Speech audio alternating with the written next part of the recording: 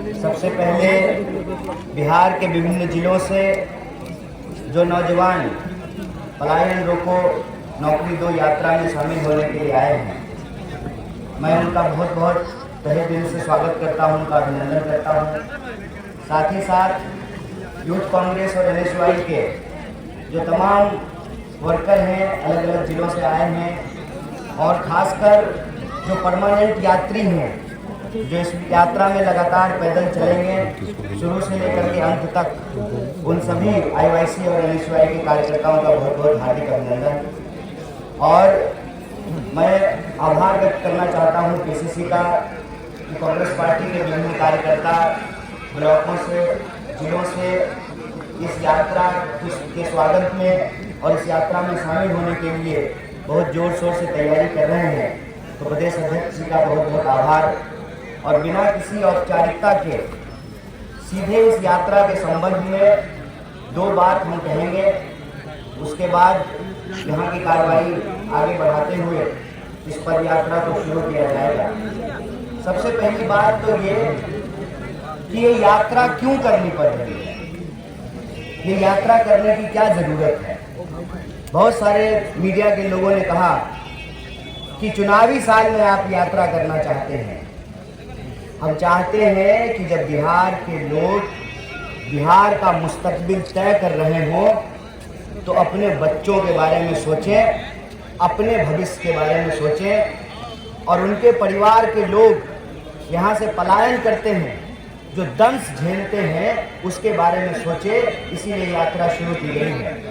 प्रश्न ये उठता है कि पलायन क्यों करना पड़ता है। पलायन इसलिए करना पड़ता है कि बिहार में न नौकरी है, न शिक्षा है, न सड़क है, न सुरक्षा है। तो पढ़ाई के लिए, दवाई के लिए, कमाई के लिए, बाकी तो छोड़ दीजिए, हनीमून मनाने के लिए बिहार के लोगों को बाहर जाना पड़ता है। कोई हमारे यहाँ घूमने के लिए नहीं आता है। आपने किसी पंजाब के लोगों को देखा है हमारे खेतों में काम करते हुए, किसी हरियाणा के?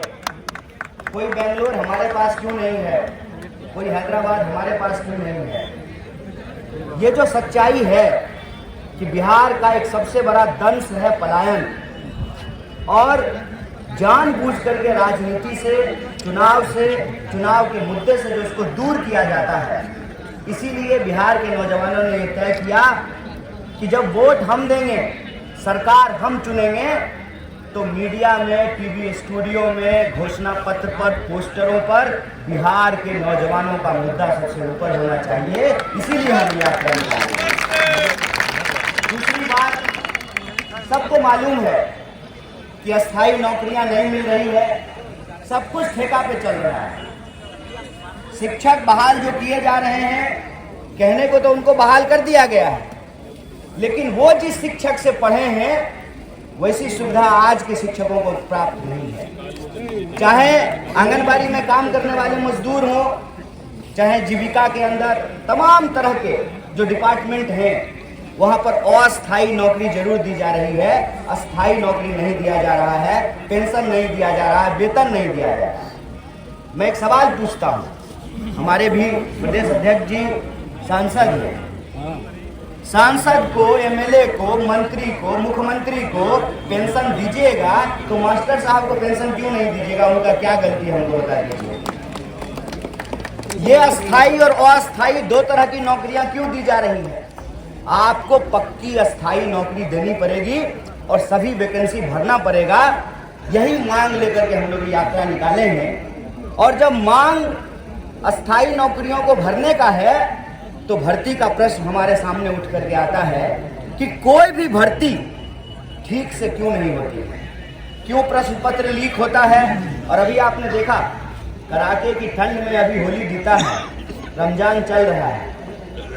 ये कड़ाके की ठंड जब थी, पूस का महीना, अभी तो फागुन है, चैत शुरू हो गया। पूस के महीने में जो है ठंडा पानी बरसा करके बिहार के नौजवानों पर डंडा चलाने का प्रैक्टिस कर रही थी बिहार की पुलिस। ऐसा आप सब लोगों ने देखा होगा। कोई भी भर्ती जो है वो ठीक से क्यों नहीं होती है, क्यों प्रश्न पत्र लीक होता है, क्यों हमारे बच्चों के भविष्य के साथ खेला जाता है? इसी सवाल पे यात्रा शुरू की गई है। और यह यात्रा हम जब कर रहे हैं तो हमारे दिमाग में 3 बात बिल्कुल स्पष्ट है।